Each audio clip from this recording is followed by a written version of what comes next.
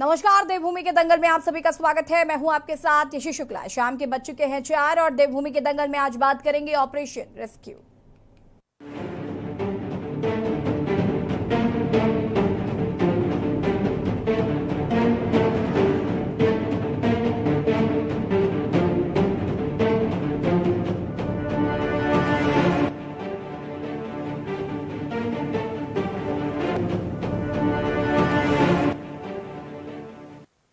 एक तरफ पूरे देश में विजयदशमी का त्योहार बड़ी धूमधाम से मनाया गया, तो वहीं उत्तराखंड में इस समय शोक की लहर चल रही है।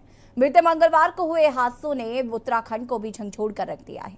पहले उत्तरकाशी जिले में द्रौपदी दांडा पर्वत 2 की पहाड़ियों ग्लेशियर और में एवलॉन्च आने की खबर आई। इस एवलॉन्च की चपेट में आने से नेहरू पर्वतारोहण संस्थान निम के कई प्रशिक्षक वहां फंस गए, कई हताहत हो गए। इस दौरान अब तक 9 पर्वतारोहियों के शव बरामद हुए हैं। वहीं 22 पर्वतारोही अभी भी लापता हैं, जिनकी तलाश लगातार वायुसेना के हेलीकॉप्टर द्वारा और आईटीबीपी, एसडीआरएफ, एनडीआरएफ की संयुक्त टीमें कर रही हैं। वहीं आज देश के सर्वोच्च संस्थान जिसे हाई एटीट्यूड में रेस्क्यू ट्रेनिंग और वॉर महारत हासिल गुलमर्ग स्थित वॉरफेयर स्कूल के 15 सदस्यीय टीम के रेस्क्यू अभियान में शामिल किया गया है। 18,000 मीटर से अधिक की ऊंचाई पर लगातार हो रही बर्फबारी से रेस्क्यू करने में बेहद समस्या आ रही है और यही वजह है कि इंडियन आर्मी वॉरफेयर स्कूल के 15 सदस्य दल आज सुबह उत्तरकाशी से द्रौपदी दांडा पर्वत 2 की पहाड़ियों के लिए चॉपर से रवाना हुए। वेलफेयर स्कूल का यह दल अब उत्तरकाशी के द्रौपदी दांडा 2 अभियान में फंसे पर्वतारोहियों के दल से रेस्क्यू करेगा। अब तक प्राप्त जानकारी के अनुसार 9 पर्वतारोहियों के शव बरामद किए जा चुके हैं। बाकी 22 लापता पर्वतारोहियों की तलाश युद्ध स्तर से जारी है। उत्तरकाशी के द्रौपदी का दांडा पर्वत पर आए लॉन्च के बाद से ही राहत बचाव का कार्य जारी है। हालांकि उत्तराखंड आपदा कंट्रोल रूम से मिली जानकारी के अनुसार दांडा पर्वत पर आए हिमस्खलन की चपेट में 63 लोग आए थे, जिसमें 54 ट्रेनी, 9 प्रशिक्षक शामिल हैं। यही नहीं, ट्रैकिंग पर गए ट्रेनी और प्रशिक्षकों में से 33 लोगों के सुरक्षित होने की सूचना प्राप्त हुई थी, जिसमें से अभी तक 14 लोगों को सुरक्षित बचाया जा चुका है। सुरक्षित बचाए गए लोगों में 6 ट्रेनी और 8 प्रशिक्षक शामिल हैं। बहरहाल वायुसेना, एनडीआरएफ, एसडीआरएफ और नीम की टीम लगातार राहत बचाव कार्य में जुटी हुई है।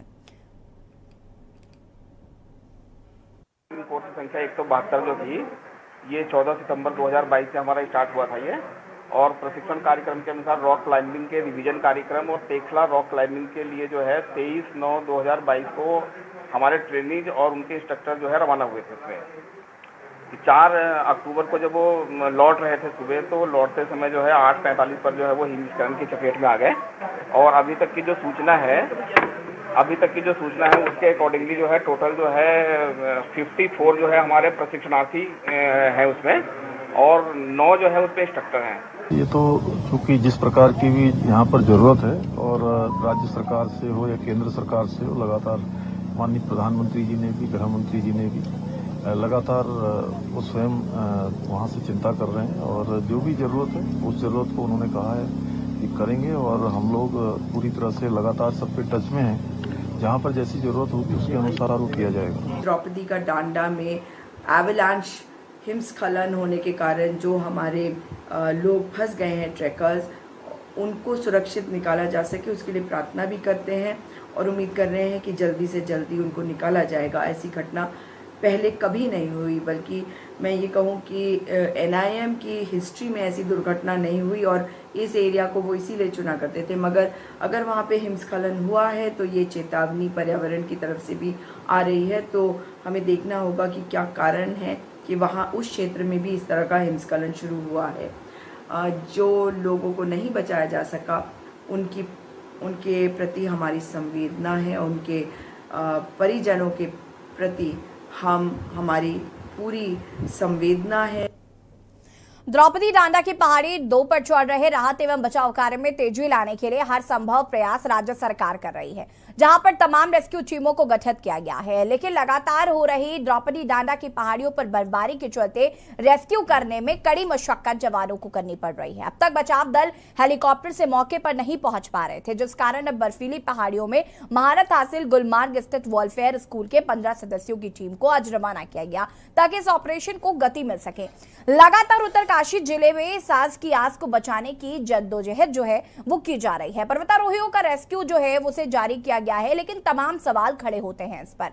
कल भी हमने इस पर चर्चा की थी। कल हम समस्या पर बात कर रहे थे, लेकिन आज हम समाधान पर बात करने की कोशिश करेंगे कि आखिर इसका सॉल्यूशन कहाँ है। जिस तरीके से हमने देखा कि ये जो घटना घटी करीबन 15 से 20 दिनों में ये चौथी बार हिमस्खलन हुआ, जिसमें एक बड़ा हादसा जो है ये हमें देखने को मिला, जब पर्वतारोहियों का रेस्क्यू लगातार किया जा रहा है। कई प्रशिक्षक इसमें शामिल थे, कुछ लोगों को निकाल लिया गया, कुछ लोगों के शव बरामद हुए, 9 लोगों की मृत्यु की खबर जो है वो सामने आई और वहीं 22 पर्वतारोही अभी भी लापता हैं, जिनकी तलाश लगातार वायुसेना के हेलीकॉप्टर द्वारा आईटीबीपी, एसडीआरएफ, एनडीआरएफ की संयुक्त टीमें कर रही हैं। अब इसमें जिस तरीके से चूंकि अब जो टीमें हैं वो पहुंच नहीं पा रही थी, इसलिए अब दूसरी टीमों को यहां पर बुलाया गया है। 18,000 मीटर से अधिक की ऊंचाई पर लगातार हो रही बर्फबारी से रेस्क्यू करने में बेहद समस्या आ रही थी और यही वजह है कि इंडियन आर्मी वॉरफेयर स्कूल के 15 सदस्य दल आज सुबह उत्तरकाशी से द्रौपदी डांडा पर्वत 2 की पहाड़ियों के लिए चॉपर से रवाना हुए। वेलफेयर स्कूल की यह दल अब उत्तरकाशी के द्रौपदी डांडा 2 अभियान में फंसे पर्वतारोहियों के दल का रेस्क्यू करेगा। अब तक प्राप्त जानकारी के अनुसार 9 पर्वतारोहियों के शव बरामद किए गए हैं। बाकी 22 लापता पर्वतारोहियों की तलाश युद्ध स्तर पर की जा रही है। अब यहाँ सवाल इस बात का है कि हिमस्खलन आखिर शुरू कैसे होता है। तो आपको बता दें कि ये 2 तरीके से होता है। पहले कई बार पहाड़ों पर पहले से मौजूद बर्फ का जब हिमपात की वजह से वजन बढ़ता है तो बर्फ नीचे सरकने लगती है, जिससे कि हिमस्खलन होता है। वहीं गर्मियों में सूरज की रोशनी यानी गर्मी की वजह से बर्फ पिघलती है और हिमस्खलन शुरू हो जाता है। दरअसल एक बड़े और पूरी तरह से विकसित हिमस्खलन का वजन 10 लाख टन या 1 अरब किलो तक हो सकता है। पहाड़ों से नीचे गिरने के दौरान इसकी स्पीड 120 किलोमीटर प्रति घंटे से 320 किलोमीटर प्रति घंटे से ज्यादा हो सकती है। ऐसी घटनाएं सामने आ चुकी हैं, जिससे पता चलता है कि आमतौर पर हिमस्खलन सर्दियों में होता है और उसके दिसंबर से अप्रैल में होने के आसार ज्यादा रहते हैं। ज्यादातर हिमस्खलन खुद से यानी प्राकृतिक होते हैं। इसकी कई वजह होती हैं, मसलन भारी हिमपात, जंगलों की कटाई, खड़ी ढलान, भूकंप, तूफान, चट्टानों का गिरना। वहीं ये इंसानों के कारण से भी होता है। इसके कारण स्कीइंग, बर्फ में स्नो स्कूटर चलाना हो सकता है। यह भी जान लेना जरूरी है कि स्लफ और स्लाब हिमस्खलन 2 तरह से होते हैं। स्लफ हिमस्खलन में ढीली बर्फ थोड़ी दूर खिसकती है, जबकि स्लैब हिमस्खलन सबसे खतरनाक हिमस्खलन है। इसमें विशाल बर्फ का स्लैब खिसकता है। स्लैब एवलांच सबसे घातक एवलांच होते हैं। इस हिमस्खलन में बड़े हिमखंड यानी कि बर्फ के विशाल खंड ढलान से नीचे गिरते हैं। इसमें पतले बर्फ के स्लैब कम नुकसान पहुंचाते हैं, जबकि मोटे स्लैब घातक होते हैं। हालांकि लूज स्नो हिमस्खलन ही स्लैब हिमस्खलन की भी वजह बन सकते हैं। वहीं पाउडर स्नो एवलांच की बात करें तो ये स्लब और स्लैब हिमस्खलन का मिश्रण होता है। इसके निचले हिस्से में बर्फ का स्लैब और हवा और ऊपरी हिस्से में मुलायम स्नो होती है। ये ढलान से नीचे की ओर बढ़ने पर एक विशाल बर्फ के गोले में बदल जाती है। इनकी स्पीड करीब 300 किलोमीटर प्रति घंटे से ज्यादा होती है और ये लंबी दूरी तय कर सकते हैं। इसी तरह वेट स्नो एवलांच भी कम खतरनाक नहीं होता। ये हिमस्खलन शुरू में पानी और बर्फ से बने होते हैं और ये काफी खतरनाक हो सकते हैं। फ्रिक्शन की वजह से धीमी स्पीड से आगे बढ़ते हुए रास्ते में मलबा इकट्ठा करते हैं। कई बार इनकी भी स्पीड तेज हो सकती है। आज हम इसी पर चर्चा करेंगे कि आखिर इसका सॉल्यूशन क्या है। कहीं ना कहीं जिस तरीके से हमने देखा है कि इस बार एवलांच जो है वो 4 बार आए हैं, तो कहीं ना कहीं सरकार को भी ये समझने की कोशिश करनी चाहिए या ये समझना चाहिए कि इनको हम कैसे रोक सकते हैं। इसको लेकर पहले जानकारी कैसे नहीं मिल पाती, क्योंकि अन्य देशों की अगर हम बात करें या अन्य जगहों की बात करें तो वहां पर पहले से इस तरीके की जानकारी जो है वो दी जाती है। तो यहाँ उत्तराखंड में ऐसा क्यों नहीं हो पा रहा है? इन तमाम मुद्दों पर हम चर्चा करेंगे और इस बार सोल्यूशन पर हम चर्चा करेंगे, ना कि राजनीति करेंगे। हमारे साथ मेहमान भी जुड़ चुके हैं। सुनीता विद्यार्थी जी भारतीय जनता पार्टी की प्रवक्ता हमारे साथ जुड़ चुकी है। अंशुल श्री कुंज कांग्रेस प्रवक्ता हमारे साथ जुड़ चुके हैं। दर्शन डोभाल जी आम आदमी पार्टी के प्रवक्ता हैं, हमारे साथ जुड़ चुके हैं। पीसी थपलिया जी वरिष्ठ यूकेडी नेता हैं, हमारे साथ जुड़ चुके हैं। देव राघवेंद्र बद्री पर्यावरण विशेषज्ञ हमारे साथ जुड़ चुके हैं। रिटायर्ड कर्नल प्रदीप भाटिया जी हमारे साथ जुड़ चुके हैं। आप सभी का बहुत बहुत स्वागत है। और चूंकि मैंने शुरुआत में ही कहा कि मैं इस पर राजनीति नहीं करना चाहती हूँ, मैं सबसे पहले सबकी प्रतिक्रियाएं लेना चाहूंगी और आज हम सोल्यूशन पर बात करें तो वो ज्यादा बेहतर होगा। शुरुआत में रिटायर्ड कर्नल प्रदीप भाटिया जी से करना चाहूंगी। जो कर्नल प्रदीप भाटिया जी हैं, ये इसी टीम जो आज 15 सदस्यीय टीम गई है, इसमें पहले वो काम कर चुके हैं, उनको पता है कि किस तरीके से ये टीम काम करती है। प्रदीप जी क्या कुछ कहना चाहते हैं?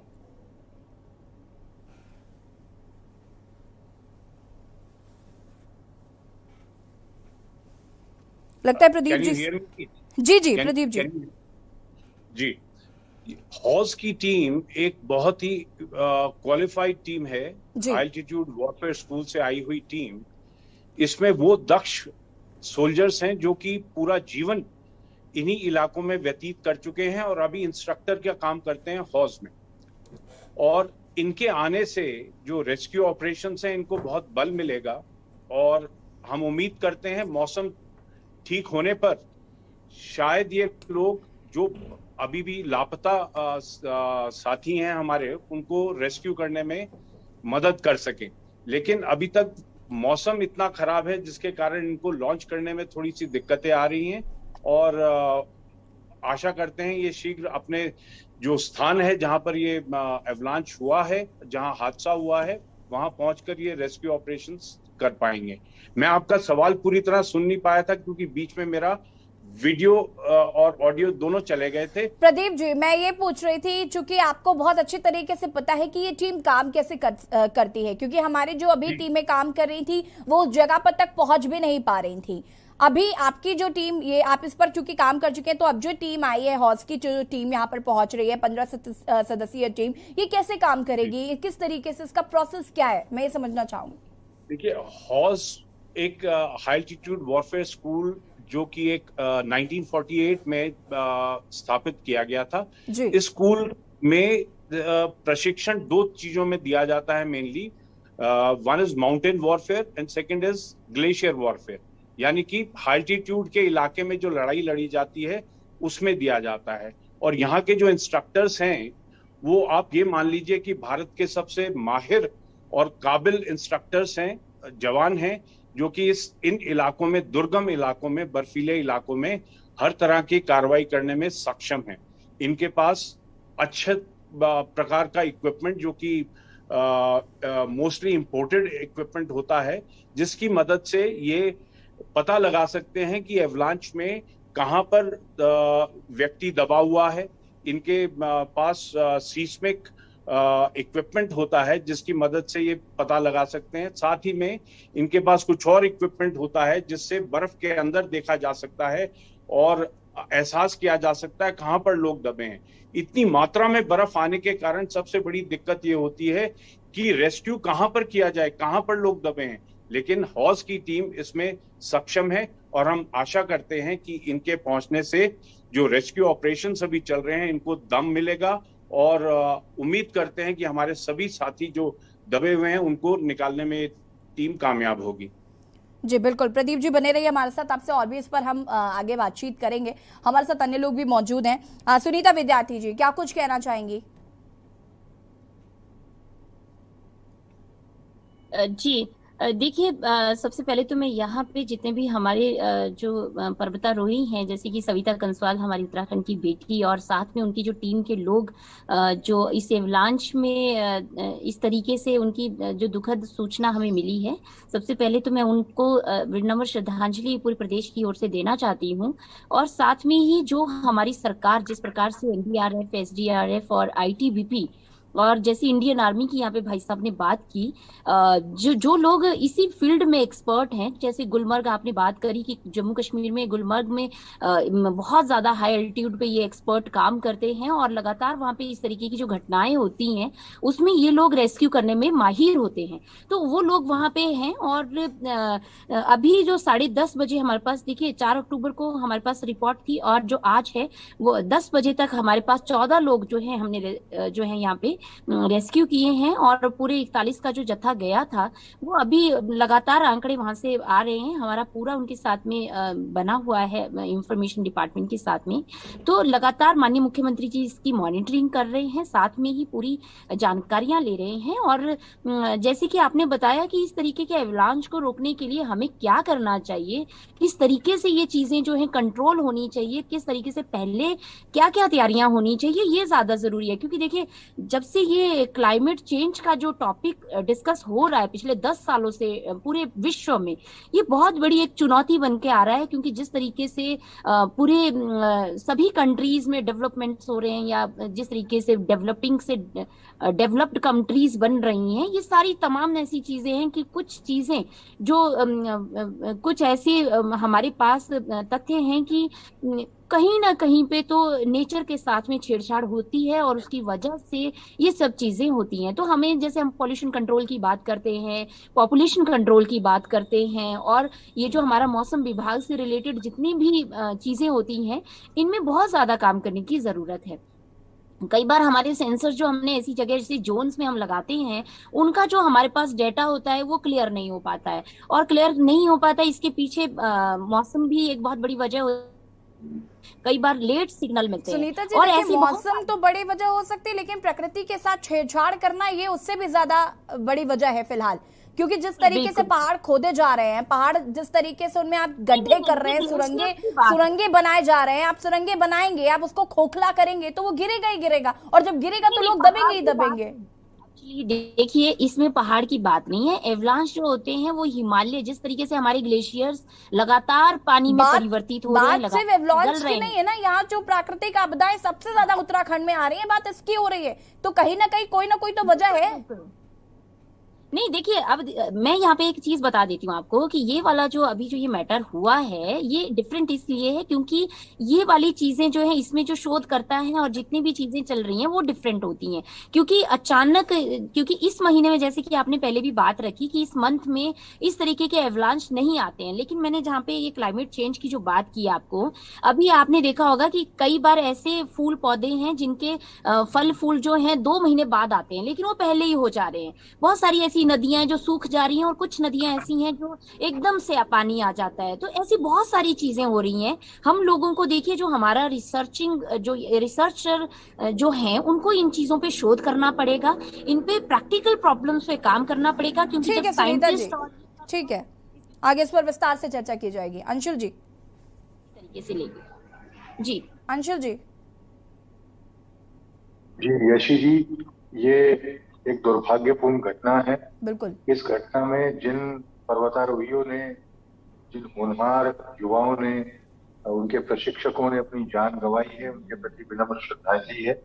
और जो लोग लापता हैं, उनके कुशलता से लौटने के लिए कि वो जल्दी से जल्दी अपने परिवारों के बीच में आए, ये हम सब जितने लोग इस पैनल में हैं या और भी राज्य और देश के लोग ये कामना करते हैं कि वो जल्दी से जल्दी अपने परिवारों के बीच में आए, सकुशल लौटे।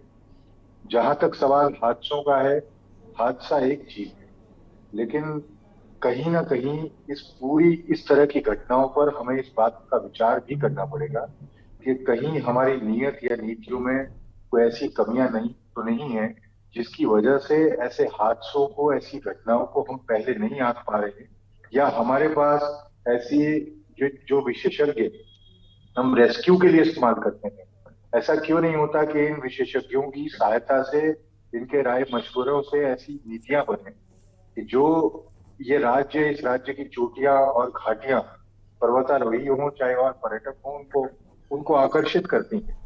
उनके लिए ऐसी योजनाएं बने जिससे उनकी जिंदगी सुरक्षित हो, बेहतर वातावरण मिले, बेहतर अवसर उनके सामने हो, और वो देश दुनिया में राज्य का और देश का नाम रोशन करें। ऐसी नीतियां बनाने की जिम्मेदारी भी हमारे ऊपर है, इस राज्य के ऊपर है, क्योंकि ये राज्य, यहाँ की चोटियां पर्वतारोहियों को आकर्षित करती है। बिल्कुल। बड़ी दुर्भाग्यपूर्ण होती है जब ऐसी घटनाएं हो जाती हैं, और जो जिंदगियां होनहार हैं वो अपनी जान गंवा देती हैं, तो बड़ा बड़ा पीड़ादायक है। निश्चित रूप से इस पर सबको विचार करना पड़ेगा।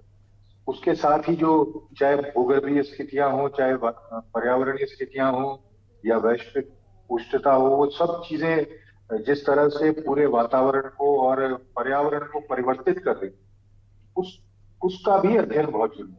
और मैं ये समझता हूँ कि ये जो, चाहे वो हौज हो चाहे निम हो, उनके विशेषज्ञ केवल रेस्क्यू तक ही सीमित न रहे, उनका सहयोग, उनका मार्गदर्शन हमें नीतियां बनाने में भी और ज्यादा से ज्यादा पर्वतारोहियों के लिए सुविधाएं जनरेट करने के लिए भी उनका इस्तेमाल करना चाहिए। मैं आशा करता हूं कि सरकार जरूर सबक लेगी जी। और आने वाले दिनों में सरकार की नीतियों में वो दिखाई देगा। ठीक है, डोभाल जी हमारे साथ जुड़े हुए। दर्शन डोभाल जी, क्या कुछ कहना चाहते हैं?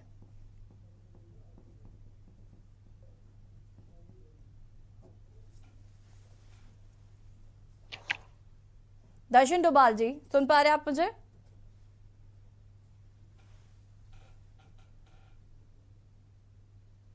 जी जी जी, क्या अब कुछ कहना आवाज आ रही है? जी जी। देखिए, मैं सबसे पहले तो उनके प्रति विनम्र श्रद्धांजलि अर्पित करता हूँ। जो होनहार जो प्रतिभाएं इसमें हताहत हुई है, वो मतलब एक लाखों में से एक उनमें उन्हें कहा जा सकता है, जो ये पर्वतारोही थे, जिसमें से एक बड़ा जाना माना चेहरा भी था हमारे उत्तराखंड की बेटी सविता कंसवाल जी, जो कि अभी एवरेस्ट भी इन्होंने जीता था। तो उनके प्रति गहरी संवेदना व्यक्त करते हैं। उनके परिजनों को उनके दुख सहन करने की शक्ति दे। और जिस प्रकार से अभी चर्चा हो रही थी, वास्तव में ये एक दैवीय आपदा कह सकते हैं, या एक ऐसी घटना जिसके बारे में ये पूर्व अनुमान नहीं था, जबकि ये काफी अनुभवी होते हैं और बहुत अनुभव के साथ में इनके साथ में फिर एक टीम दूसरी थी जो इनके ट्रेनी थे। उसके बावजूद भी इस तरह का एक हादसा हो जाता है। तो कहीं ना कहीं ये जो क्लाइमेट चेंज की जो बात हो रही है, जिसके प्रति चर्चा तो काफी सालों से हो रही है कि क्लाइमेट चेंज के कारण कई चीजें हो रही है, कई घटनाएं हो चुकी है, लेकिन इस पर बहुत ज्यादा इस पर काम नहीं हो रहा है, ना इस पर ध्यान दिया जा रहा है। तो इस पर बहुत गंभीरता से सोचने की जरूरत है। और जैसे मैं आपकी रिपोर्ट में पढ़ रहा था कि इसमें जो है, जैसे एनआईएम ने हाथ खड़े कर दिए इसके वजह से कि उनके पास संसाधन नहीं थे। संसाधन ना होने के चलते उन्होंने रेस्क्यू जो है बीच में छोड़ दिया, हाथ खड़े कर दिए। तो कहीं ना कहीं इस तरह की घटनाएं पूर्व में भी घटित हुई है। तो अगर इसमें इस तरह की कोई संसाधनों की कमी है, तो ये सरकार को इस तरफ बिल्कुल अवश्य ध्यान देना चाहिए और बहुत सोचने की जरूरत है कि ऐसे संसाधनों, और जैसे अभी भाई साहब कह रहे थे कि क्यों ना पहले से ही जो टीमें आज जो सेना की जो वॉरफेयर स्कूल के जो बच्चे जो प्रशिक्षक आए हैं, एक्सपर्ट हैं, इस तरह के लोगों के मार्गदर्शन में अगर पहले से तैयारी हो तो इन हादसों को काफी कम किया जा सकता है, कुछ हादसों को टाला भी जा सकता है और हौसला भी लोगों का बढ़ेगा। अन्यथा हर साल जो इस तरह से कुछ ना कुछ तरह से घटनाएं हो रही है, और ये तो बहुत बड़ा हादसा था, इससे बड़ा हादसा तो अभी तक मैंने नहीं सुना है, लेकिन ये बहुत चिंता का विषय है। और इससे कहीं ना कहीं जो पर्वतारोही है उनका हौसला भी टूट सकता है, और ये कई तरह का नुकसान देश के लिए और उत्तराखंड के लिए है। बिल्कुल। पीसी तपेलियाल जी और राघवेंद्र जी हमारे साथ बने हुए, उनसे आगे चर्चा की जाएगी। रुकेंगे छोटे से ब्रेक के लिए, जो हाजिर होते हैं। आप देख रहे हैं के न्यूज, खबरों का सारथी। देखें कौन नया खिलाड़ी आया है, समझा देते हैं, प्यार से समझाएंगे। ये तो अपनी जुबान है। जुबान एक हो तो दिल भी एक होने चाहिए। विमल, बोलो जुबान केसरी। मस्त मस्त मस्त मस्त मस्त है, बड़ी मस्त है, टेस्ट में भी लज्जत है। बावर्ची की सोया बड़ी बड़ी मस्त है। बावर्ची न्यूट्री सोया बड़ी, इसमें है हाई प्रोटीन जो खाने को बनाए एक हेल्थी डाइट, और टेस्ट में बड़ी मस्त है। आप देख रहे हैं के न्यूज, खबरों का सारथी।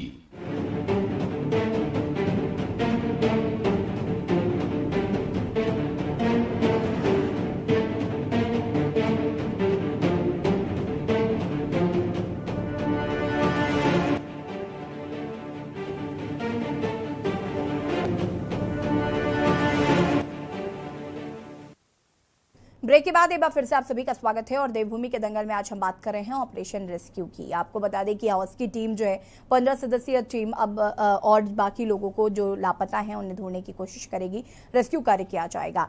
कल भी हमने इसी पर चर्चा की थी, लेकिन आज हम समाधान पर बात कर रहे हैं कि क्या सलूशन है कि इस तरीके के जो हिमस्खलन हो रहे हैं इनकी आने से पहले ही क्या किसी तरीके की कोई चेतावनी मिल सकती है, क्योंकि अन्य देशों में, अन्य राज्यों में ये जानकारी पहले मिलती है, लेकिन यहाँ पर ऐसा क्यों नहीं हो रहा है या क्या प्रॉब्लम्स आ रही हैं, उन तमाम मुद्दों पर आज हम बात कर रहे हैं। लगातार हमारे साथ मेहमान भी जुड़े हुए हैं। पीसी तपेलिया जी, क्या कुछ कहना चाहते हैं? मैं जो विषय है ये बहुत ही कठिन विषय है और इसमें डिबेट करना साधारण नहीं है, क्योंकि उत्तराखंड एक हिमालय राज्य है। सबसे पहले हम लोगों को बिल्कुल क्लियर हो जाना चाहिए कि मेरा राज्य लोअर हिमालय से उच्च हिमालय में पूरा तरह से बसता है, और हमको हिमालय जो है वो केवल मेरे राज्य की नहीं, मेरे देश की नहीं, विश्व की धरोहर है। पूरे विश्व की नजर हिमालय की जियोलॉजी में एकदम लगी हुई है, क्योंकि अगर हिमालय है तो पानी है, पानी है तो जीवन है। और इस तरह से जो घटनाएं, जिस तरह से हम बहुत हल्के से हिमालय को लेते हैं और जिस तरह से हम हिमालय को में होते हुए हिमालय को समझने की कोशिश नहीं करते हैं, इसी का कारण है कि आज इतनी बड़ी बड़ी दुर्घटनाओं को हम फेस कर रहे हैं। और इसमें सबसे बड़ी दुर्घटना तब हुई थी जब केदारनाथ की आपदा आई थी। वो भी एक ऐसी झील बन गई थी ऊपर हिमालय में, जिसके कारण केदारनाथ में एक बहुत बड़ी दुर्घटना हुई। और उसके बावजूद भी आज केदारनाथ को हम हमेशा अपने आध्यात्मिकता से जब देखते हैं तो ये बोलते हैं कि केदार बाबा उच्च हिमालय में इसलिए रहना चाहता था कि वो कोई डिस्टर्बेंस नहीं चाहते। लेकिन इसके बावजूद भी केदारनाथ को जो केदारपुरी बनाया जा रहा है, कितना बड़ी भूल और कितना बड़ा मजाक अपनी वोटों के खातिर हम इस हिमालय के साथ कर रहे हैं। आज जो घटना हुई है, ये घटना पहले भी हुई है। हमने बहुगुणा ब्रदर्स होते थे आर्मी में, उनको खोया था इसी हिमालय के जब वो पर्वतारोहण कर रहे थे। और हमने जो हमारे अजय कोठियाल है, वो बहुत बार पर्वतारोहण के वो बहुत एक्सपर्ट रहे हैं, निम के वो प्रिंसिपल भी रहे हैं, और कई लोगों को कई बार वहां पे हिमालय में ले गए हैं। बहुत ही अनुभवी व्यक्तित्व हमारे हिमालय में है। हमारे पास, मैंने कल भी कहा था कि पर्वतारोहण की जो सबसे बड़ी संस्था होती है मॉनिटरिंग जो एसोसिएशन, उसकी अध्यक्षा भी इस समय हमारे ही उत्तराखंड से हर्षवंती बिष्ट है। वो भी लगातार, यानी यहाँ पे बहुत सारे ऐसे विद्वत जन जो हिमालय के लिए काम करते हैं, और उससे ऊपर सबसे बड़ी संस्था और इंस्टीट्यूट जो है Wadia institute of Himalaya geology, वो भी हमारे उत्तराखंड में स्थित है, जो कि तमाम मॉनिटरिंग उन्होंने हिमालय में लगा रखी है। डॉपलर रडार से मॉनिटरिंग कर रहे हैं और उस माध्यम से वे इस जियोलॉजी का अध्ययन कर रहे हैं। आज जो हौज के लोग जो गुलमर्ग से हम जिसका डिस्कशन के लिए अभी आए हैं, वो आर्मी की वो यूनिट है जो आर्मी को ट्रेनिंग देती है कि किस तरह, क्योंकि हमें अनुभव हुआ था 1962 में, जब हमने देखा कि चीन इस टेक्नोलॉजी में बहुत एक्सपर्ट है। वो हिमालय में किस तरह से वो स्टिंग करते हुए उसके जवान हम पे फायरिंग कर रहे थे, और हम बेसहारा होकर उनको फेस कर रहे थे, क्योंकि हमें उस समय ट्रेनिंग थी नहीं। उसके बाद इस फौज का निर्माण किया गया, इसको समझते हुए कि अगर जवान इस चीज को नहीं समझेंगे तो हिमालय में वो युद्ध नहीं कर पाएंगे। और वो युद्ध की जो यूनिट ट्रेनिंग हमारी हौज है गुलमर्ग में, आज वो हमारे बचाव के लिए यहाँ पे आई है। और इसलिए उनको जो स्नो क्राफ्ट की फुल ट्रेनिंग होती है, दे नो, मतलब एक्चुअली उनके पास कोई इक्विपमेंट वगैरह नहीं होते हैं। बर्फ में चलने का, बर्फ में जो ये अवलंच होते हैं उनको फेस करने का, किस तरह से वे इस बर्फ को हटा सकते हैं, इस तमाम चीजों से वो निपुण हैं, वो कुशल हैं। किस तरह से उनको इस बर्फ में चलना है, किस तरह से उन्होंने अपने साथियों को ढूंढना है, इसलिए उसको बुलाया। नहीं तो हमारी जो कल आर्मी की यूनिट जो हमारे हेलीकॉप्टर सर्विसेज वहां पे लगी थी, उन्होंने जो 7-8 लोगों को बचाया था वो मार्वलेस था। अब हमें कोई आशा नहीं है कि कोई वहां पे बचा होगा, लेकिन हम चाहेंगे कि जिनके जो शरीर, क्योंकि कई बार हमने देखा होगा कि हमारा एक नंदा देवी उसमें गए थे जो मिशन में पहले, उसकी कई सालों के बाद बॉडी मिली थी हाल में ही, और अब इसी उत्तराखंड का निवासी थे वो। तो मेरा कहने का मतलब ये है कि हम चाहते हैं कि शीघ्र हमें वे लोग जो इस प्रकरण में जिन्होंने अपनी जान खोई है, उनके पार्थिव शरीर हमें मिले। इसके लिए हौज की टीम बहुत महत्वपूर्ण रोल प्ले करेगी, और जो कुछ इसमें अध्ययन हो रहा है वो हो रहा है, लेकिन जन पब्लिक को ये समझना चाहिए कि हम हिमालय वासी हैं, हमें इस भूगोल को समझना चाहिए, क्योंकि अगर हम ही इस हिमालय के रक्षक हैं, बाकी इमीडिएट रक्षक हम लोग हैं। हमें गौरव है कि हम हिमालय वासी हैं और हम इस हिमालय में रहते हैं, बसते हैं, और आज इन तमाम समस्याओं को फेस करते हुए आगे बढ़ने का भी साहस हमारे पास है। ठीक है तपलिया जी, सरकार जो काम कर रही है बिल्कुल मैं उसकी सराहना करती हूँ कि जिस तरीके से जितने भी एफर्ट्स लिए जा रहे हैं, जो भी जिस तरीके से टीमें हो रही हैं, जो काम किया जा रहा है, बहुत अच्छी बात है। बात आज सिर्फ इसकी नहीं हम कर रहे हैं कि जो लोग फंसे हुए हैं उन्हें वापस कैसे लाया जाएगा। जैसे कि आपने कहा कि उम्मीद कोई नहीं छोड़ता, उनके जो लोग भी वहां पर लापता हैं उनके परिजनों ने भी आस नहीं छोड़ी होगी, कहीं ना कहीं वो इस आस में बैठे होंगे कि शायद वहां से उनका जो भी व्यक्ति है वो सही सलामत जीवित वापस वहां से आए। लेकिन फिलहाल चूंकि 3-4 दिन से ज्यादा का वक्त हो गया है तो ऐसी उम्मीदें बहुत ना के बराबर हैं। खैर, लेकिन हम इस पर भी बात करें कि इस तरीके की चीजें जो हो रही हैं इन पर रोकथाम कैसे की जाए, क्योंकि 2013 में जो हुआ उसे आज तक हम नहीं भूल पाए हैं। इतिहास के पन्नों में वो पूरा वाकया दर्ज है केदारनाथ धाम का, और उसके बाद उससे क्या सबक नहीं लिया गया, ये भी अपने आप में एक बड़ा सवाल है। और इसका जवाब मैं सुनीता जी आपसे लूंगी, लेकिन उससे पहले राघवेंद्र जी का रुख करना चाहूंगी। राघवेंद्र जी, क्या कुछ कहना चाहते हैं इस पूरी घटना को लेकर, साथ ही साथ इस पर्यावरण को बचाने की बात जो हम कह रहे हैं, जिस सोल्यूशन की आज हम बात कर रहे हैं, जिस समाधान की बात कर रहे हैं, वो कैसे हो सकता है? सबसे पहले तो मतलब हृदय बहुत दुखी है इस प्रकार की घटना। हिमालय में हमारे जो यंगस्टर माउंटेनियर्स थे, जिसमें कि 2 हमारे उत्तराखंड की जाबाज बेटियां थी जिन्होंने अपनी जान गंवा दी। सविता कंसवाल उनमें एक थी जो अभी एवरेस्ट को फतह करके आई और उसने अपनी जान गंवा दी है।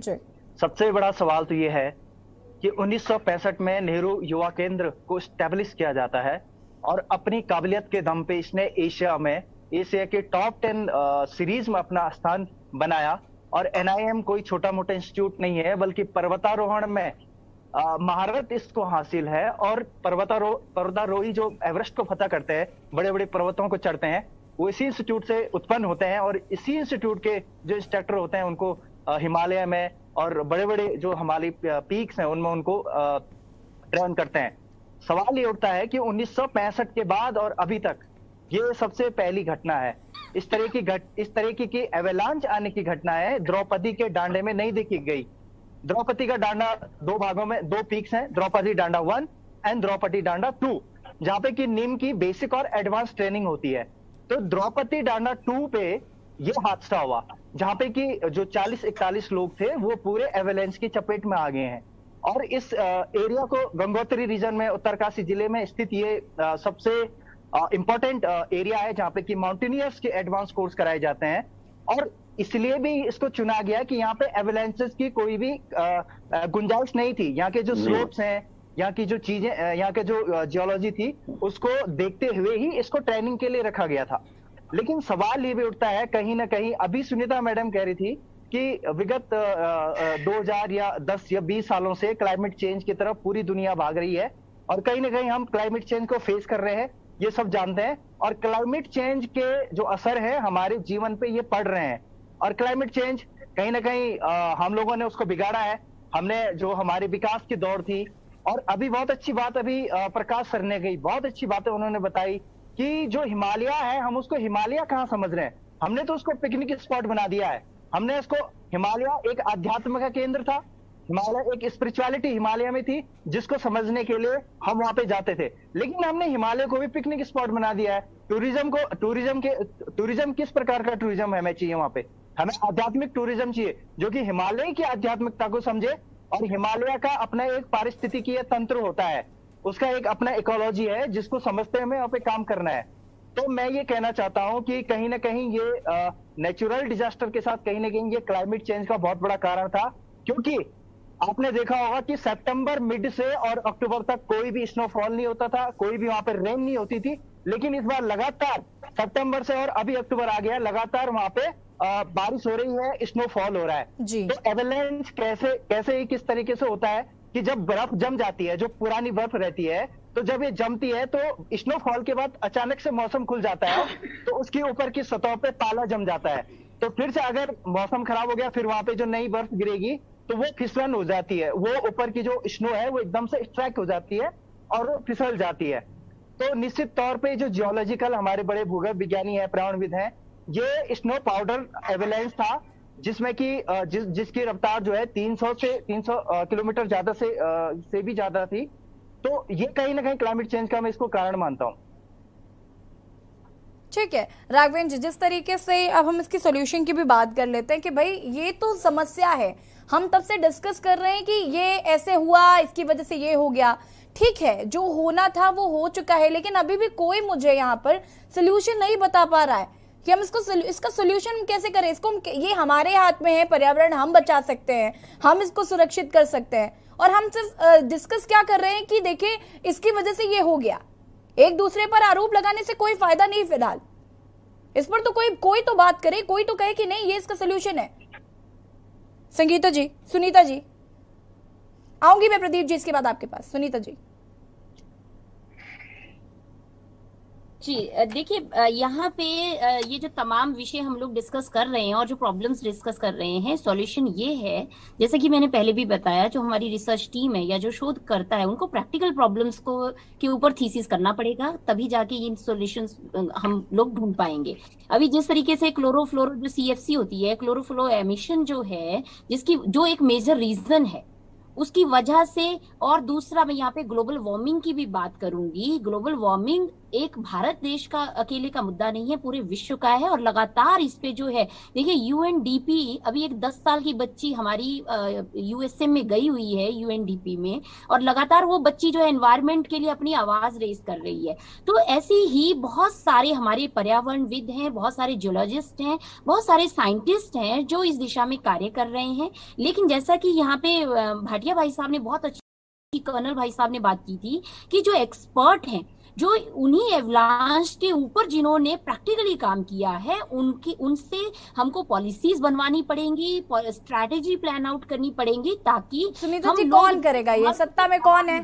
सत्ता में कौन है? सरकार करेगी, मैं वही बात बता रही हूँ। कब करेगी सरकार ये सब काम? कब? अभी विकास के नाम पर पता नहीं कितने 35,000 पेड़, अभी कल मैं चर्चा करी थी तो मुझे कोई बता रहा था इसी डिबेट में कि 35,000 पेड़ काट दिए गए। अभी कहीं और पर भी सड़क बनाने के नाम पे पता नहीं कितने पेड़ काट दिए गए। अब आप बताइए, पेड़ भी आप ही काट रहे हैं, सुरंगे भी आप ही बना रहे हैं। नहीं पहुंचना है हमको जल्दी भाई, नहीं इतना जल्दी पहुंचना है। जल्दी करने के नाम पे पहाड़ खुदते चले जा रहे। देखिए सुनीता जी, मैं बात सिर्फ और सिर्फ हिमस्खलन की नहीं कर रही हूँ, आप इस बात को तो हम प्योरली में यहाँ पे प्रैक्टिकली बात प्योरली जाएंगे, ना तो सुरक्षा कर पाएंगे और ना विकास कर पाएंगे। देखिए केंद्र साफ तौर से कहा है, एक पेड़ सुनीता, डिबेट में मैंने आपके ही पार्टी के किसी प्रवक्ता से प्रश्न पूछा था, वो प्रश्न मैं आज आपसे पूछ लेती। अब वाली गई थी, इसमें पेड़ लगाने की बात कही गई थी, उन पेड़ों का क्या हुआ? वो पेड़ कहाँ है? उनका आपने उनको देखा कहाँ पे है? वो सुरक्षित है या नहीं, या फिर नहीं है? वो लगा तो आप रही है, पर वो 10 किस तरीके से है? देखिए अभी जो समितियां बनी है, तमाम NGOs हैं, हमारे पास पूरा डेटा है, बहुत अच्छी तरीके से जानती कि ये सब कोई करातल पर इनकी सच्चाई ना जानी जाए। जो मैं बता देती हूँ, सुन लीजिए। देखिए यशी जी, जो टेक्निकल इशू है, सुनीता जी देखिए, मैं बहुत आहत हूँ, मैं वाकई बहुत आहत हूँ। मुझे पर्सनली उत्तराखंड से बहुत प्यार है, और उसके बाद जब मैं इस तरीके की खबरें सुनती हूँ या इस तरीके की देखती हूँ कि ये हो रहा है, वो हो रहा है, बहुत मन दुखी हो जाता है। हम बातों से, डिबेट में 1 घंटे में ये बातें करके हम सॉल्यूशन नहीं ढूंढ सकते हैं। हमें देखिए रीजन समझने पड़ेंगे कि जो टेक्निकल इश्यूज हैं उनके लिए टेक्निकल एक्सपर्ट्स के द्वारा ही हम उनका समाधान कर सकते हैं। अर्थ हीट जिस तरीके से रेडिएट करती है, जिस तरीके से CFC की वजह से टेम्परेचर रेज होता है और एंट्रैप्ड हो जाता है अर्थ एटमॉस्फेयर, हमें समझना पड़ेगा। हमारी ओजोन लेयर जो है लगातार डिप्लेशन कर रही है, क्यों कर रही है? तो इसका ये भारत देश ही नहीं, तमाम कंट्रीज इस पे काम कर रही है। लेकिन हम लोगों को अपने राज्य की सुरक्षा के लिए, जो हमारी, जैसे यहाँ पे थपलियाल भाई साहब ने बोला, चाहे ये इन्होंने जैसा भी तंज कसा हो, लेकिन हम उसको तंज नहीं मानते हैं, हम उसको मार्गदर्शन मानते हैं कि अगर निम्न में कहीं पे कोई कमियां हैं तो उनको मजबूती से पूरा करेंगे, सही करेंगे, सुधार करेंगे। और जैसे यहाँ पे भाटिया भाई साहब ने बात रखी, देखिए मुद्दे तो हम बना सकते हैं, 2 मिनट हम हो हल्ला कर देंगे, लेकिन सॉल्यूशन का तो नहीं मिला ना। सॉल्यूशन के लिए हमने जैसे बात बताई, जो CFC है, जो हमारी तमाम ये चीजें जिनसे अर्थ हीट को हम रोक सकें, किसी चाहे वो पेड़ लगाने से है, वाटर लेवल इंक्रीज करने से है, हमें रिन्यूएबल एनर्जी पे फोकस करना पड़ेगा। अभी भी 70% हम एनर्जी जो है मैडम वो कोल से ले रहे हैं, हमें फोकस करना पड़ेगा ग्रीन एनर्जी पे। ये तमाम ऐसे टॉपिक हैं, आप इनको समझिए, बिना तकनीकी शिक्षा के, बिना इन चीजों के आप नहीं सुधार सकते कुछ भी। ये हमको लानी पड़ेगी डेली रूटीन में। हमको पावर प्लांट हम 1 किलोवाट का लगा रहे हैं आज एनर्जी मीटर, और फेज 2 पे हम AC चला रहे हैं घरों में, तो आप बताइए ना, वो लोड जो है, वो पावर आउटेज जो है, वो पावर कट जो है, ये तमाम ऐसे विषय हैं, इन पे बहुत गहनता से विचार करना है, गहनता से इन पे सॉल्यूशन देने हैं, ताकि जनता जो है सुविधाएं प्राप्त कर सके। और जो देखिए रिसर्च टीम लगातार काम कर रही है, आप चाहे वाडिया इंस्टीट्यूट की बात करिए, चाहे आप निम की बात करिए, लेकिन कुछ ऐसे जैसे एक्सपर्ट। संगीता जी 2 मिनट दीजिएगा मुझे, संगीता जी ठीक है, संगीता जी 2 मिनट दीजिएगा मुझे, मैं जरा यहाँ पर भाटिया जी को सुन लेना चाहती हूँ। भाटिया जी शायद कुछ बहुत महत्वपूर्ण बात बता रहे थे। प्रदीप जी, मैं केवल पर्यावरण के बारे में आपसे फिर से बात करना चाह रहा था। श्योर। पिछले 5 महीने से सेसधारा रोड पे जो पेड़ों का कटान हो रहा है उसके साथ जुड़ा हुआ था। हमने प्रयास किया, सरकार को बहुत निवेदन किए, अपने प्रपोजल्स भेजे, सुप्रीम कोर्ट तक हम गए, वापस हाई कोर्ट में आए, स्टे लिए, लेकिन उन पेड़ों का कटान हम नहीं रोक पाए। कहने का तात्पर्य केवल ये है कि हमारा जो ध्यान है पर्यावरण से हटकर केवल विकास के मुद्दों की तरफ चला गया है। हम भूल गए हैं कि सस्टेनेबल डेवलपमेंट अलग चीज है और एक डेवलपमेंट, रैम्पेंट डेवलपमेंट अलग चीज है। इस समय जो हमारे प्रदेश को, जो कि एक इको सेंसिटिव जोन में आता है, हमें सस्टेनेबल डेवलपमेंट चाहिए। हमें चाहिए कि हम अपने पर्यावरण की रक्षा करते हुए भी आगे बढ़ते रहें और डेवलपमेंट करते रहें। जिस तरह हमने 2500 पेड़ों को निर्ममता से सेसधारा रोड पे काटा है, और आगे भी हम रोज अखबारों में पढ़ते हैं कि नई सड़क बनेगी और कई हजार पेड़ काटे जाएंगे।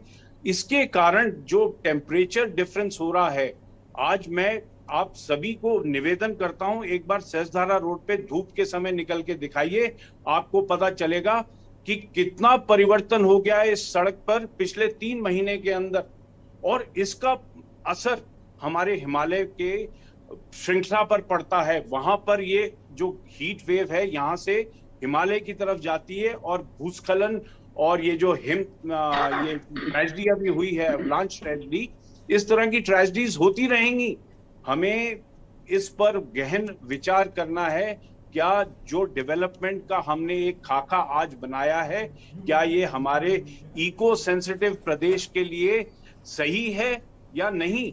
इस पे बहुत अनेक राय हैं लोगों की, लेकिन जो राय दी जाती हैं उन पर विचार नहीं किया जाता है। केवल डेवलपमेंट की तरफ ध्यान दिया जा रहा है। अनेकों करोड़ों रुपए इस पे स्पेंड किए जा रहे हैं, लेकिन जो उत्तराखंडियों को मिलना चाहिए, एक प्रिजर्व्ड इकोलॉजी, एक प्रिजर्व्ड एनवायरनमेंट, एक स्वच्छ एनवायरनमेंट, उससे हम वंचित हैं और एक हादसों का प्रदेश बनते चले जा रहे हैं। हर रोज हादसे होते हैं, सड़कों के ऊपर जो एक्सीडेंट्स होते हैं उसका भी कारण इसी से जुड़ा हुआ है, क्योंकि हम सड़क पर जब भूस्खलन होता है, सड़क का सरफेस खराब हो जाता है, उस पे गाड़ियां चलती हैं, एक्सीडेंट हो जाते हैं। तो हमें इस पर बहुत बहुत विचार करना पड़ेगा। सभी से निवेदन है, जो डिसीजन मेकर्स हैं, प्लीज जो आम लोग जो इनसे जुड़े हुए हैं, इन मुद्दों से, उनको साथ लेके राय लीजिए, सेमिनार करिए, गहन अध्ययन करिए, ताकि हम किसी सॉल्यूशन पर पहुंच सकें, ताकि ये जो हादसे हम रोज उत्तराखंड में देखते हैं, इनसे हमको निजात। बिल्कुल, बहुत जरूरी है प्रदीप जी इस पर बात करना, और शायद यही वजह है कि लगातार 2 दिन से मैं खुद इस पर चर्चा कर रही हूँ और मैं चाहती हूँ कि इसका कोई सोल्यूशन निकले। देखिए, मैं मानती हूँ, सुनीता जी की बात से मैं इत्तेफाक रखती हूँ कि सिर्फ 1 घंटे की डिबेट में हम इसका सोल्यूशन नहीं निकाल सकते, लेकिन बात करेंगे तो बात आगे बढ़ेगी। जब हम इस पर बात ही नहीं करेंगे तो बात नहीं बढ़ेगी। सिर्फ हम आज रेस्क्यू की बात कर रहे हैं, 2 दिन बाद ये खबर पुरानी हो जाएगी, इसके बाद इस पर कोई चर्चा नहीं करने जा रहा है, लेकिन इस पर सोल्यूशन निकालना बहुत इंपॉर्टेंट हो गया है। अंशु जी, कोई राय हो तो आप दे सकते हैं। देखिए यशी जी, पहले तो मैं धन्यवाद दूंगा आपका कि आपने इस महत्वपूर्ण विषय पर आज डिबेट रखी है। जहां तक सवाल इस विषय का है, मैं भाटिया जी की बात से पूरी तरह सहमत हूँ। इस राज्य और इस इलाके के लिए सस्टेनेबल डेवलपमेंट की पॉलिसी हमें बनानी पड़ेगी। पर्यावरण की कीमत पर हम विकास नहीं कर सकते। इसके कई उदाहरण दुनिया भर में हमारे सामने। पिछले 4 दशकों में अमेरिका ने 20 बड़े बांध बनाए और अगले 20 साल उन्होंने उन बांधों को खत्म करने के लिए गंवाए, इसलिए कि उनकी नदियां उनके गंतव्य तक पहुंच ही नहीं पा रही। तो ये सीख है जो दुनिया भर से हमें लेनी पड़ेगी, और ये पर्यावरणीय और मौसमी जो परिवर्तन है और जो ये उससे उपजी समस्याएं हैं, इसका वैज्ञानिक हल ही हमें ढूंढना पड़ेगा। हमें अपनी नीतियों में वैज्ञानिकों को शामिल करना पड़ेगा। जिस विषय की नीति बना रहे हैं उस विषय के विशेषज्ञों को शामिल करना पड़ेगा। हम निम या हौज को केवल रेस्क्यू तक सीमित न रखें, उन्हें पर्वतारोहण के नीतियां बनाते वक्त भी इस्तेमाल करें। अब मैं उदाहरण आपके सामने रखना चाहिए। पिछले दिनों ऑल वेदर रोड इस राज्य में शुरू, उस पर बड़ा काम हुआ, वाहवाही भी, लेकिन जो पहाड़ काटे गए उनका मलबा वहीं डंप कर दिया गया। वो तो एक और समस्या बन गई आने वाले दिनों के लिए। फिर जो नीचे की सड़कें हैं वहाँ लैंडस्लाइड होगा। तो ये जब नीतियां बनाते हैं, उस पर अमल करते हैं, तो उसके जो नुकसान है उसकी भी नीतियां बनानी पड़ेगी। नहीं तो एक विकास योजना बनाने चलेंगे और 10 और खराब कर, जो हमने इसमें देख रहे हैं। जिन निचले इलाकों में कभी लैंडस्लाइड नहीं होता था, उन इलाकों में होने लगा।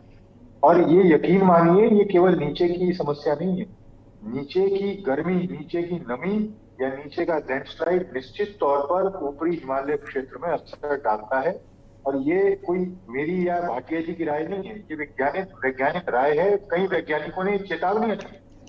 वाडिया इंस्टीट्यूट आए दिन अपनी रिपोर्ट जारी करता है, ग्लेशियरों की स्थिति पर अपनी राय रखता है, लेकिन उसकी रिपोर्ट फाइलों में बंद रह जाती है, उस पर कोई कार्रवाई नहीं होती। तो हमें खुले दिल से नीतियां बनानी भी पड़ेगी, और यदि कोई विशेषज्ञ कोई राय रखता है तो उसको महत्व भी देना पड़ेगा। केवल ये नहीं सोचना है कि ये पर्यावरणविद है या काम है, ये रोज रिपोर्ट देते हैं।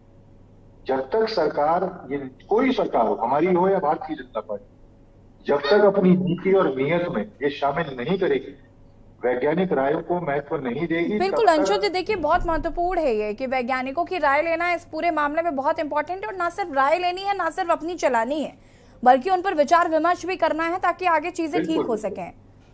ठीक है, दर्शन डोभाल जी, कोई राय यदि आप देना चाहते हैं, बहुत कम शब्दों में अपनी बात को रखिएगा प्लीज, वक्त की कमी। जी देखिए, मैं ये कहना चाहता हूँ कि अभी पर्यावरण की बात हो रही थी और इसमें कर्नल प्रदीप साहब ने भी बहुत अच्छी बातें रखी। इससे पहले किसी थपदर्जी ने अच्छा एग्जाम्पल दिया था केदारनाथ का, और मैं एक ऐसा एग्जाम्पल हूँ जो इस मामले को एनजीटी तक लेके गया हूँ। एक मामला था जिसको मैं अभी पहले हाई कोर्ट में मैंने पीआईएल दाखिल करी, और वहां से वो ट्रांसफर करके मैंने एनजीटी में मुकदमा लड़ा, और उसके पूरे साक्ष्य, वीडियो, फोटोज, और इसमें वन विभाग से लेकर के और पर्यावरण का एक जो ये दूसरा एक विभाग स्पीसीसी कोई देखता है, पोल्यूशन कंट्रोल बोर्ड, वो भी इस मामलों को देखता है। वो मेरे साथ खुद मौके पर आए। यहाँ से हम लोग देहरादून से करीब 250 किलोमीटर दूर उस जगह पर गए जहां पर बहुत ही सारे कायदे कानून ताक पर रखकर कटान हुई, पेड़ों को काटा गया, और मलबा सारा जो डंपिंग जोन है कहीं नहीं बनाए गए, सारा के सारा मलबा गधेरों में फेंका गया, जिससे गधेरों का पानी रुका, लोगों का जो स्रोत का पानी था वो भी बंद हो गया। तो वो चीजों को मैंने जब कोर्ट के सामने रखा, आप देखिए कितना बड़ा दुर्भाग्य है कि एनजीटी में ले जाने के बाद भी आज मामले में बहुत कुछ अच्छा निर्णय नहीं आया। सिर्फ एक निर्देश दिए गए कि आइंदा थोड़ा ध्यान रखें। ये निर्देश एनजीटी से ऑर्डर आता है पीडब्ल्यूडी को और इनको पीएमजीएसवाई को, इसमें सारे विभाग इन्वॉल्व थे इस प्रकरण में, तो उनको सिर्फ एक छोटा सा एक आदेश कि आइंदा ध्यान रखें, जबकि उसमें डंपिंग जोन कहीं नहीं बनाए गए, पूरे गधेरे को नष्ट कर दिया गया, और पूरे तहस नहस, और आज वो पूरे जो सड़कें हैं वो भी टूट गई हैं, और वो गधेरों में आ गई है क्योंकि कटान अनाप शनाप ढंग से हुआ था। और पूरा जो देवदार का जंगल और बांस का जंगल पूरा खत्म कर दिया गया। उसके बावजूद ना तो कोर्ट ने कोई उनको इस तरह की कड़ी सजा दी कि एक एग्जाम्पल पेश करते कि आइंदा इस तरह का काम ना हो। और दूसरी बात, सरकार अभी भी बदस्तूर हर जगह, जैसे कर्नल साहब ने अभी बताया, राजपुर रोड में हम सब लोग देख ही रहे हैं क्या क्या हो रहा है, आपने अभी इसमें चर्चा भी करी। तो ना तो सरकार इसमें ध्यान देने को तैयार है। सरकार अच्छी बात है कि दर्शन दोबाल जी आप सभी इन सब मुद्दों पर बात कर रहे हैं ताकि ये सारे जितने भी मुद्दे हैं ये सरकार के संज्ञान में आए और इस पर फोकस किया जाए। पीसी थपलियाल जी बहुत कम शब्दों में अपनी बात को पूरा करें। देखिए, ऐसा नहीं समझना चाहिए कि पर्यावरण का ठेका केवल उत्तराखंड का है, क्योंकि जब हम छोटे से थे अभी 20-25 साल पहले पूरे ही मसूरी की पहाड़ियां नंगी थी। आज हम पूरा इको टास्क फोर्स ने उसको हरा भरा कर दिया और केदारनाथ और बद्रीनाथ की पहाड़ियों में भी वो लगे हुए हैं। लेकिन हम ये नहीं सोचते कि जब सी लेवल से बात करते हैं तो वहां से लेकर मैदान में कभी लोगों ने कहा ही नहीं कि वृक्षारोपण होना चाहिए। आज जो मैदानों में वृक्षारोपण नहीं हो रहा है और पूरा ठेका ये समझ रहे हैं कि उत्तराखंड का है, तो ये हमारी मूर्खता है। क्योंकि ये बहुत दुर्भाग्यपूर्ण है थपलियाल जी, मुझे नहीं लगता मुझे ये बात कहनी चाहिए, लेकिन मैं फिर भी कह रही हूँ कि इसमें हमारा मतलब आम पब्लिक का भी बहुत बड़ा योगदान है, क्योंकि हम समझते नहीं है चीजों को, हम समझ ही नहीं रहे। मैडम, आज जो ओजोन में कार्बन होल्स हो रहे हैं पूरा विश्व चिंतित है। ये उत्तराखंड तो बहुत, आज चीन ने पूरी तिब्बत में जो रोड बना ली है, चीन जो पूरी आर्मी को रोंद रहा है हिमालय को, उसको बोलने की किसी की हिम्मत नहीं है। मैं 200-400 पेड़ काटना ये बड़ी समस्या नहीं है। आज उत्तर प्रदेश इतना बड़ा है, केवल 7% भूभाग उसका वृक्षारोपण से जंगल से कवर है, और हमारा 65% से ऊपर हम 70% और 72% में जा चुके हैं वृक्षारोपण जंगल के मामले में। और उसके बावजूद भी एवरीबॉडी सब उसी उत्तराखंड के पीछे लगे हुए हैं, और वो कभी भी उत्तर प्रदेश को नहीं बोलेंगे और अन्य राज्यों को नहीं बोलेंगे। ये बड़ी भारी समस्या हो चुकी है और विश्व भी यही कर रहा है। वो हिंदुस्तान को बिल्कुल थपलियाल जी, ठीक है थपलियाल, बहुत राघवेंद्र जी बहुत कम शब्दों में अंतिम प्रतिक्रिया आपकी, बहुत कम शब्दों में। बहुत अच्छी बात थपलियाल सर ने कही, और ओवरऑल सबके जो डिस्कशन थे वो एनवायरमेंटल कंजर्वेशन ही इसका एक सोल्यूशन है। और पहले भी जैसे मैंने कहा कि वनों की सबसे ज्यादा भूमिका होती है, फॉरेस्ट की सबसे ज्यादा भूमिका होती है कि जो हिमालय के तापमान को मेंटेन रखता है और पानी के सोर्स को बनाए रखने में सबसे ज्यादा उसकी रिस्पॉन्सिबिलिटी होती है। अभी सुनीता मैम कह रही थी कि कार्बन पे काम करेंगे और जो अर्थ हीट है उस पे काम करेंगे, तो अभी तक हमने क्यों नहीं किया? जब 1997 में भूटान कार्बन न्यूट्रल देश बन गया है, भूटान को देखिए ना, भूटान विश्व का पहला देश है जो कार्बन न्यूट्रल 1997 में बन गया, और वो ग्रॉस हैप्पीनेस फॉर कंट्री के लिए काम करता है। तो ग्रॉस हैप्पीनेस फॉर कंट्री के लिए अगर हम काम कर रहे हैं तो इसका मतलब ये तो नहीं है ना कि हम विकासशील नहीं है, हम तो पिछड़े हो गए हैं। उन्होंने बहुत अच्छी बात कही, अगर 1 करोड़ रुपए विकास के लिए आता है तो 2 करोड़ रुपए उसकी भरपाई के लिए क्यों नहीं खर्च किया जाता है? पहाड़ों में रोड बनती है, रोड कटिंग होती है। ठीक है राघवेंद्र जी, सुनीता जी जवाब दीजिए फटाफट। देखिए यहाँ पे बहुत अच्छा ये इन्होंने एग्जाम्पल दिया भूटान का कि वहाँ पे निश्चित रूप से जो carbon emission zero carbon emission country है, फर्स्ट कंट्री है, और हमें एक छोटे से देश से ये सीखने की जरूरत है निश्चित रूप से। लेकिन जैसे यहाँ पे थपलियाल भाई साहब ने कहा कि उत्तराखंड का ही नहीं, ये पूरे मैं तो कहूंगी भारत देश का नहीं, पूरे विश्व का आज एक मुद्दा है और बहुत बड़ा मुद्दा है। इसीलिए माननीय प्रधानमंत्री श्री नरेंद्र मोदी जी ने, हमारे देखिए विजनरी प्राइम मिनिस्टर ने अभी हाल में ही वन वर्ल्ड वन ग्रिड और जो वन प्लेनेट की बात की, वो इसीलिए कि विश्व को एक बहुत अच्छा मैसेज दिया है जिससे कि हम धरती में बहुत लंबे कालखंड तक रहने लायक धरती को सुंदर बनाएं। तो वो तभी हो सकता है जब हमारा देखिए जो हम सोलर के माध्यम से, सोलर एनर्जी के शेयरिंग के माध्यम से ऑल कंट्रीज में हम जब वन ग्रिड पे काम करेंगे तो बहुत सारे मुद्दे उसमें हल होते हैं। और इसी तरीके से ऐसा नहीं है कि हमने अभी बात की है, मैं यहाँ पे जो हमारे भाई साहब यहाँ पे पर्यावरण विशेषज्ञ जी कह रहे हैं कि अभी तक हीट रेडिएशन पे बात क्यों नहीं हुई कि हीट रेडिएट करती है। देखिए forest is not the reason, temperature जो इंक्रीज होता है उसकी वजह से ग्लेशियर मेल्ट होते हैं और उसी की वजह से जो है पानी का स्तर जो है लगातार बढ़ रहा है। सौ बात की एक बात सिर्फ इतनी है कि जो तमाम मुद्दे हैं जिन पर सबने अपने अपने डिस्कशन में जो अपने सोल्यूशंस दिए हैं या जो लोगों की राय है उन पर काम किया जाए और साथ ही साथ इस पर्यावरण को बचाने की कोशिश की जाए और जो तमाम चीजें कमियां खामियां अभी तक हैं उनको भी नोटिस किया जाए और उन पर सिर्फ चर्चा ना की जाए, उन पर अमल भी लाया जाए। फिलहाल आप सभी का बहुत बहुत शुक्रिया हमारे साथ जुड़ने के लिए। और देवभूमि के दंगल में फिलहाल इतना ही। देखते रहिए के न्यूज़ इंडिया। नमस्कार। इस कार्यक्रम के प्रायोजक करता है गोल्डी हिंग, कण कण में जान, राजश्री इलायची, टशन का जश्न।